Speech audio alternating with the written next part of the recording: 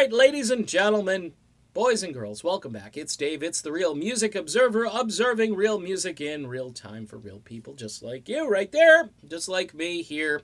All right, so some Christian pastor in Texas is worried about the band Ghost coming to his town.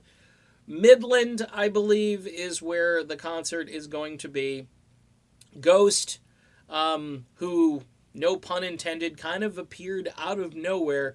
You've got this stack, and I mean stack, of great Swedish rock bands out there that can't get the time of day here in the States.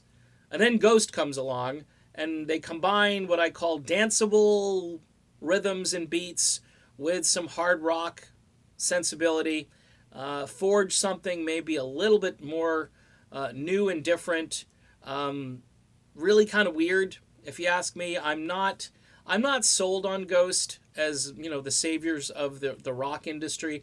I will say that they are unique and creative, and yes, their lyrics tend to favor Satan. I feel like I want to break into like a Dana Carvey thing, church lady thing, but here's the tragic part. Is Ghost like being looked at by the American rock media because they're kind of like this, controversial, throwing Satan around kind of band? Or is it because they've got musical chops? Or is it both? Or is it just a stage show? It's very theatrical. The Christian pastor, does he have a right to say what he wants to say? Yeah, but here's my take on that.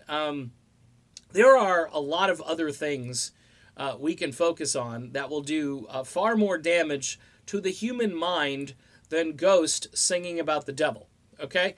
I'm just throwing it out there. I mean, if you're not insulated enough to think for yourself and understand that this is music, it could be tongue-in-cheek, it could be, do they really believe this stuff? And even if they do, so what? Does that mean you have to? Are you a zombie that you're going to be hypnotized and follow along with the stuff? Folks, I've seen this movie before. It happened in the 1980s over and over again. Every band, every hard rock, heavy metal band, even a band like Styx, they were under scrutiny because everybody thought, oh, Styx, they're talking about Satan. No. Read some of Dennis DeYoung's posts on this stuff. I mean, it dates way back. Black Sabbath, I get it. There's imagery. If you can't separate the two, then you've got bigger issues and you need to kind of get some help. Is it good, wholesome family entertainment, Ghost? On the other end of this, probably not. And if you're letting your young kids go and see it, then you've got some issues too. So on both sides of this, I can see points of view. The bigger question is, why Ghost? Why, of all the great Swedish bands that are roaming the earth right now, why Ghost? Again, it's perplexing. Is it image? Is it theatrics? Is it this dance meets rock thing that they got going on? Which, again, if you're a true rocker, my hope is more in like Greta Van Fleet and maybe the Struts. But there are other groups out there that are just not getting the time of day.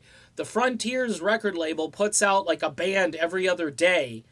And those bands should be saving rock, but they're not because there's no support system in place here in the United States where people can actually listen to this music in a radio context and really get to know these songs like they ought to.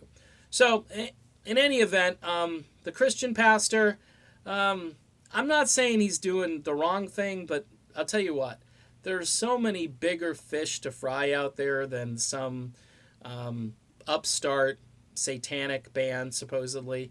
I'm just not a big fan of Ghost to begin with, and then you got this, and guess what? The publicity, Ghost, I'm sure, loves this kind of publicity, because they'll mock this guy, and then people will say, hey, what's all the fuss about? I want to go see Ghost, and then they'll sell more tickets. Bottom line, so it's a good thing for the band. All right, done with this. Be back soon. See you then.